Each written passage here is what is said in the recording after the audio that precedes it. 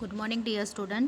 આજના તમારા હિન્દી વિષયના વિડીયોમાં ઇકાઈ 5 સવાલ બાલમન કે જવાબ ડૉક્ટર કલામ કે એટલે કે બાલમન કે એટલે બાળકોના સવાલો અને જવાબ કોણ આપે છે? ડૉક્ટર એપીજે અબ્દુલ કલામ, જે આપણા મિસાઇલ મેન તરીકે પણ જાણીતા થયા હતા. બરાબર કે અબ્દુલ કલામ આજે તમે જોઈ રહ્યા છો ચિત્રમાં, તેમાં બધા બાળકો અબ્દુલ કલામને પોતપોતાના ક્વેશ્ચન પૂછે છે અને અબ્દુલ કલામ એના આન્સર આપે છે. આ એક વાતચીત પર આધારિત છે. બરાબર, સામસામે વાતચીત પર આધારિત છે અને પ્રશ્નોત્તર શૈલી મેં प्रस्तुत यह साक्षात्कार डॉक्टर अब्दुल पाकिर जैनुलाब्दीन अब्दुल कलाम से बच्चों की बातचीत पर आधारित है અને હંમેશા जिज्ञासु के तुरंत उत्तर देने के लिए सदैव तत्पर रहते थे. હંમેશા એ તૈયાર, હંમેશા રેડી રહેતા હતા. હવે જોઈએ કે બાળકો કયા કયા સવાલ પૂછે છે અને એનો જવાબ કલામ ડૉક્ટર એપીજે અબ્દુલ કલામ શું આપે છે. પ્રશ્નકર્તા આર અરવિંદ, કક્ષા 3, ત્રીજા ધોરણનો છોકરો છે.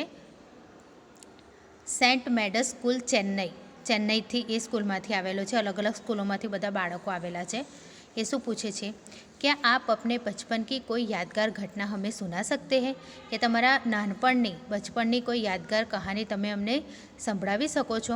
डॉक्टर कलाम कक्षा पाँचवीं में मेरे शिक्षक श्री सुब्रमण्यम अय्यर की एक बात मुझे याद है. એમના એટલે કે અબ્દુલ કલામના જ્યારે 5મા ધોરણમાં હતા ત્યારે એમના ટીચર હતા शिव सुब्रमण्यम. એમની વાત એમને યાદ છે. एक दिन कक्षा में भी हमें यह बता रहे थे कि कोई पक्षी कैसे उड़ता है.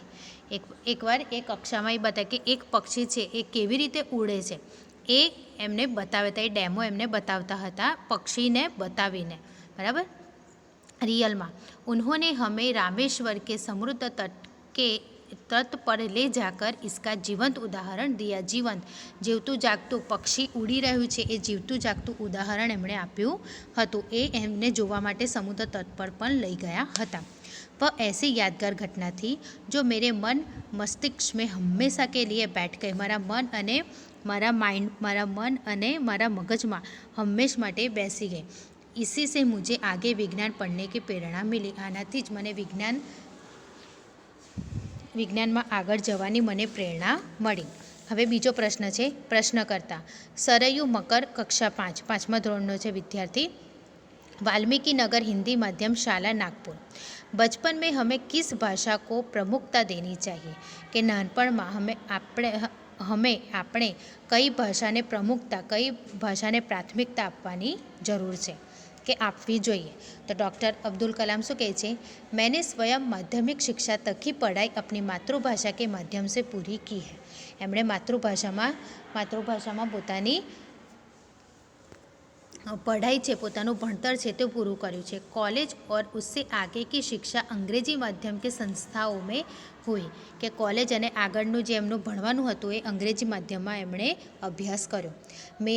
मेरा मानना है कि हम कॉलेज में भी माध्यम के रूप में मातृभाषा का चुनाव कर सकते हैं. બરાબર કે આગળ પણ આપણે આપણી માતૃભાષામાં પણ આપણે આગળ અભ્યાસ કરી શકીએ છીએ. क्योंकि युवा अपनी मातृभाषा में ही सोचता है. આપણે સોચીએ છીએ તો આપણી ભાષામાં જ વિચારીએ છીએ. उसी में अपनी बात सहजता से कहने में सक्षम होता है. पर इसमें कोई भी दो राय नहीं कि वैश्विक स्तर पर संपर्क के लिए हमें अंग्रेजी जैसी एक संपर्क भाषा भी नितांत आवश्यकता है. કે એવું જરૂરી નથી, પણ આગળ શીખવા માટે અને આગળની ડિગ્રી મેળવવા માટે કે કંઈક નવું જાણવા માટે આપણે અંગ્રેજી ભાષા પણ શીખવી જરૂરી છે. માતૃભાષા તો છે જ, પણ અંગ્રેજી ભાષા પણ શીખવી જરૂરી છે. પ્રશ્નકર્તા ત્રીજું છે હર્ષ પટેલ, કક્ષા 5નો છે, 5મા ધોરણનો. ચંદુલાલ વિદ્યા મંદિર, મુંબઈ સ્કૂલમાંથી આવેલો છે. यदि हम आपकी तरफ बनना चाहे तो हमें क्या करना चाहिए? એને ક્વેશ્ચન કરે છે અબ્દુલ કલામને. તો ડૉક્ટર કલામ શું કહે છે? जब आप युवा अवस्था में कदम रखें तभी आपको जीवन में लक्ष्य निर्धारित कर लेना चाहिए. તમે યુવા વર્ગમાં, યુવાનના અવસ્થામાં જ્યારે પ્રવેશ કરો છો ત્યારે જ તમારું લક્ષ્ય શું છે એ તમારે નિર્ધારિત નક્કી કરી લેવું જોઈએ. હંમેશા કુછ બડા સોચો. હંમેશા કંઈક આગળનું વિચારો, મોટું વિચારો. जैसे ही यह अनुभूति हो कि आप आखिर बनना क्या चाहते हैं, तभी से उस दिशा में प्रयास और શ્રમ પ્રારંભ कर दो. તમને તમારો જે રસ્તો છે, તમારું જે મનમાં જે બનવાનું છે એ તમારું ક્લિયર થઈ જાય પછી તમારે એ જ દિશામાં જવાનું અને પૂરેપૂરો પ્રયાસ કરવાનો અને શ્રમ મહેનત પણ કરવાની, એમને મળી જાય નહીં. कहने का अर्थ है कि जी तोड़ मेहनत करो, तन तोड़ीने रात दिवस एक કરીને મહેનત કરો. जो जो आप आगे की और बढ़ोगे, आपका सामना बांधाओं तथा कठिनाइयों से होगा. बराबर, કેટલી પણ પરિસ્થિતિ ખરાબ આવશે, કેટલી પણ તકલીફો આવશે, आपको अपने अंदर दृढ़ साहस पैदा करना होगा. આપણા અંદર એક સાહસ, એક હિંમત पैदा કરવાની છે. समस्याओं को पराजित करने में महारत हासिल करनी होगी, तभी जीवन में सफल हो पाओगे. पहले यह जरूरी है कि आप निरंतर ज्ञान अर्जित કરો.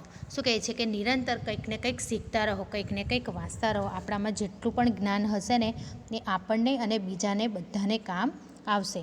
અને આપણે જેટલું વાંચીશું એટલું આપણને ખબર પડશે અને આપણે જેટલું બીજાને શીખવાડીશું એટલું આપણને પણ યાદ રહેશે. એટલે સાહસ રાખવાનો છે, હિંમત રાખવાની છે. પહેલાં એક દૃઢ નિશ્ચય કરી લેવાનો છે શું બનવું છે ને એ જ દિશામાં જવાનું છે. ઘણી તકલીફ આવશે, ઘણી મુશ્કેલ આવશે, પણ હટવાનું નથી. એક છેલ્લા આપણો લક્ષ્ય, આપણે જે વિચાર્યું છે, આપણું જે ડ્રીમ છે પૂરું કરવાનું છે. પ્રશ્ન કરતા છે બીજું, ચિરાગ જૈન, કક્ષા 7, बॉम्बे क्रेब्रिज अंधेरी, पश्चिम मुंबई. वह कौन सी बड़ी चुनौती है जिसका सामना हमें आज करना पड़ रहा है? डॉक्टर कलाम, भारत को सन 2020 तक एक विकसित राष्ट्र के रूप में परिवर्तित करना. बराबर, विकसित राष्ट्રના રૂપમાં 2020 સુધી પરિવર્તન કરવાનો છે. और देश के 1 अरब से अधिक नागरिकों के चेहरे पर मुस्कान देखना, यही राष्ट्र के समक्ष सबसे बड़ी चुनौती है. દરેક નાગરિકોના ચહેરા ઉપર સ્મિત જોઈએ, હાસ્ય, મુસ્કાન જોઈએ, એ જ મોટામાં મોટી ચુનૌતી છે કે જો એ કરી શકીશું તો ખરેખર ખૂબ જ સારું થશે. આપણો દેશ આગળ જશે, વિકસિત બનશે, એ જ મોટી વાત છે. પ્રશ્ન કરતા આગળ, હર્ષ ચાંડક, कक्षा 7, डॉक्टर एस राधाकृष्णन विद्यालय, मलाड, मुंबई. आपकी दृष्टि में साहस की परिभाषा क्या है? डॉक्टर कलाम, अपनी जान की परवाह किए बिना दूसरों को संकट या आपदा से बचाना ही साहस है. साहस, हिम्मत કે પોતાની જાનની પરવા કર્યા વિના બીજાનું જો સંકટમાં હોય, મુશ્કેલીમાં હોય તો એને બચાવવું, એ જ સૌથી મોટું સાહસ છે. આગળ પ્રશ્ન કરતા તરુણ પટેલ, કક્ષા 8, સ્વામિનારાયણ આઈડીપેડેક્ટ સ્કૂલ, लंदन से. हम प्रवासी भारतीय मातृभूमि के प्रति गर्व की भावना कैसे विकसित करें? कि भारतीय जे प्रवासीओ भारत देश में जे फरवा माटे आवे छे ए मातृभूमि के प्रति गर्व की भावना कैसे विकसित करें, केवी रीते विकसावीए? डॉक्टर कलाम, भारतीय मूल का कोई भी व्यक्ति एक बहुत भारतीय परिवार का अंग है और उसे हमारे देश की सांस्कृतिक विरासत पर गर्व है. बराबर, भारतीय मूળ ભારતીય છે એ બેહદ એક પરિવારનો, એક આ જ પરિવારનો એક અંગ છે. ભલે બહારના દેશમાં રહેતો હોય પણ એ આ જ પરિવારમાંથી આવે છે, આ જ દેશમાંથી આવે છે.